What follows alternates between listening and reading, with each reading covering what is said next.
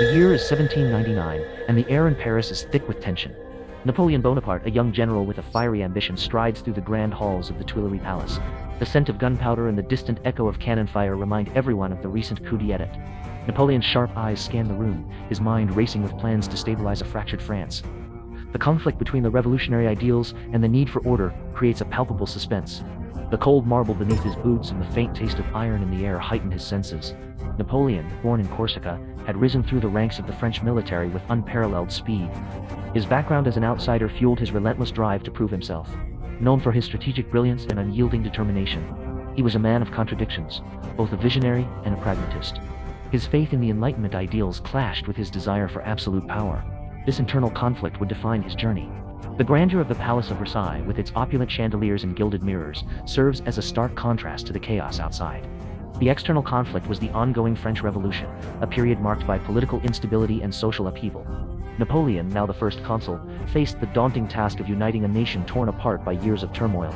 The historical event of the Concordat of 1801, where Napoleon negotiated peace with the Catholic Church, was a pivotal moment. The Notre Dame Cathedral, with its towering spires and intricate stained glass, became the stage for this historic agreement. The atmosphere was charged with both hope and skepticism as the people of France watched closely. Internally, Napoleon grappled with his own beliefs. His faith in the revolutionary principles of liberty and equality was tested by his growing authoritarian tendencies. The ideal of a republic clashed with his vision of a strong centralized government. This moral conflict was evident in his decision to crown himself emperor in 1804. The coronation ceremony at the Cathedral of Notre Dame was a spectacle of grandeur, with the scent of incense filling the air and the sound of trumpets heralding a new era.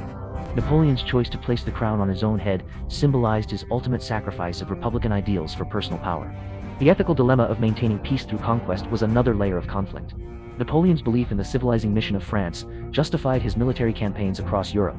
The Battle of Austerlitz in 1805, fought in the frost-covered fields of Moravia, was a testament to his strategic genius.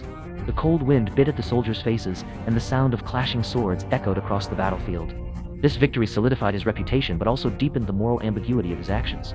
The sight of the sun breaking through the clouds, known as the Sun of Austerlitz, became a symbol of his triumph and the heavy cost it entailed.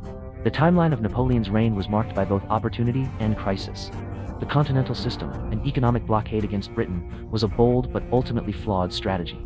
The bustling ports of Antwerp, once thriving with trade, fell silent under the weight of this policy. The historical turning point came with the disastrous invasion of Russia in 1812.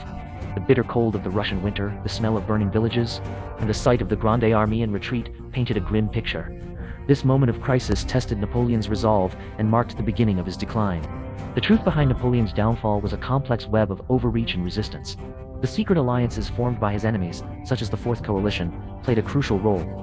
The Congress of Vienna in 1815, held in the opulent halls of the Hofburg Palace, sought to redraw the map of Europe and restore the old order. The scent of polished wood and the sound of heated debates filled the air. This historical conspiracy to contain Napoleon's influence was a turning point that led to his final defeat at the Battle of Waterloo. The muddy fields of Belgium, soaked with rain and blood, became the final stage of his imperial ambitions. The forces arrayed against Napoleon were formidable. The coalition of European powers, united by their fear of French dominance, posed a significant challenge. The political factions within France itself, from royalists to republicans, added to the complexity. The balance of power in Europe shifted dramatically during this period, with the rise of nationalism and the decline of the old monarchies. The strategic alliances and betrayals, such as the defection of Marshal Bernadotte, highlighted the intricate game of political chess that Napoleon had to navigate. The sight of the tricolor flag being lowered for the last time at the Tuileries Palace marked the end of an era. Napoleon's final exile to the remote island of St. Helena in 1815 was a somber conclusion to his storied career. The rugged cliffs and the relentless sound of the Atlantic waves served as a constant reminder.